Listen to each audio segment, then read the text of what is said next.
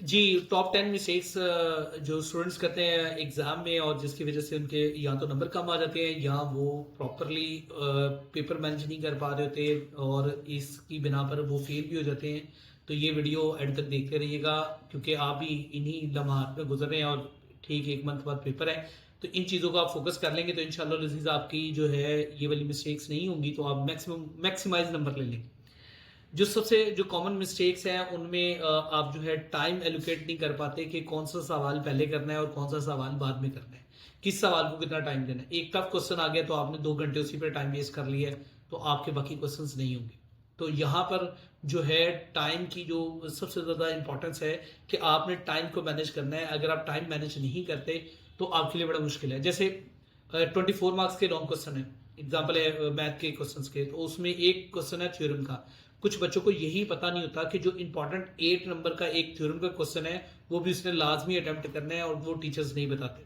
अब ये यहाँ पर इशू आता है कि बच्चा कहता है जी मैंने पहले ही 3 क्वेश्चन अटेम्प्ट कर लिए थे और थ्योरम वाला क्वेश्चन अटेम्प्ट नहीं किया, तो इससे भी आपके 8 नंबर तो यहाँ पे सीधे सीधे चले गए। आपने जो एक्स्ट्रा क्वेश्चन अटेम्प्ट किया है वो आपका जो है पुअर रीडिंग है आपकी, और आपने प्रॉपरली क्वेश्चन पेपर को पढ़ा नहीं था और उसकी वजह से आपने एक क्वेश्चन पे टाइम भी ज्यादा वेस्ट कर दिया और वो आपको मार्क्स भी नहीं देगा।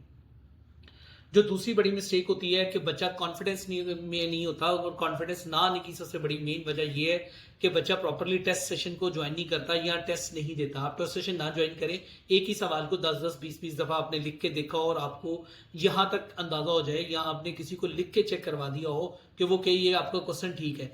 जब तक ये वाला बच्चे के अंदर कॉन्फिडेंस नहीं आता तब तक भी वो बच्चा मार्क्स लेने के काबिल नहीं होता और वो नहीं कर पाता।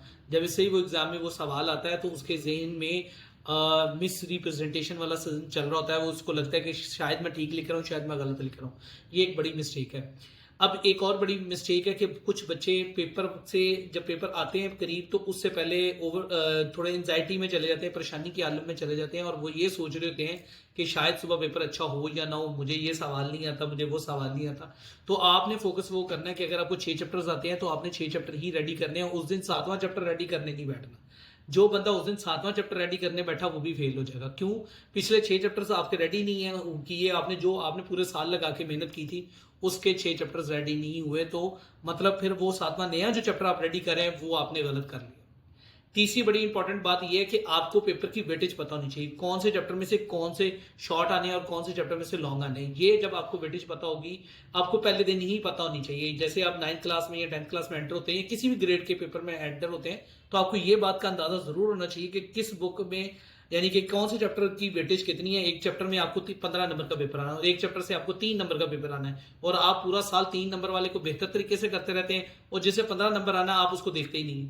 तो एट द एंड जब पेपर आता तो आप कहते हैं जी ये आउट ऑफ सिलेबस आ गया। उसकी रीजन ये है कि आपने कम वेटेज वाले पेपर को रेडी किया था, हाई वेटेज वाले पेपर को रेडी ही नहीं किया। ये एक मेजर मिस्टेक्स है जो टीचर्स भी करते हैं और अक्सर स्टूडेंट भी ये कर लेते हैं। जो चौथी बड़ी बात यह है कि वो ये है कि अगर आप को सब कुछ आता है तो उसके बाद आपने उसको परफॉर्म कितनी दफा किया है। यानी कि आपको एक चैप्टर आता है, उसको आपने कितनी दफा कितने तरीकों से और उसमें किस किस तरह से उसको परफॉर्म किया है, एमसीक्यूज वाइज कैसे किया है, लॉन्ग क्वेश्चन वाइज कैसे किया है। तो ये बात आपको जो पहली वाली मिस्टेक है उसी से ये रिलेटेड है।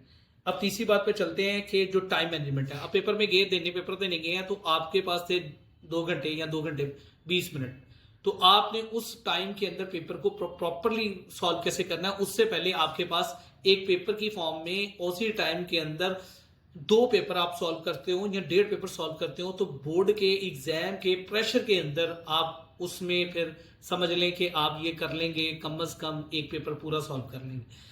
और वो टीचर्स जो हैं वो जब तक आपको कॉन्फिडेंस नहीं देंगे कि हाँ जी इसी टाइम में आपसे पेपर नहीं लेंगे, तो उस वक्त भी आपको बड़ी परेशानी होती है। और ये मेजर प्रॉब्लम रहती है बच्चों को कि सारा पेपर आता है लेकिन वो पेपर को पूरा नहीं कर पाते।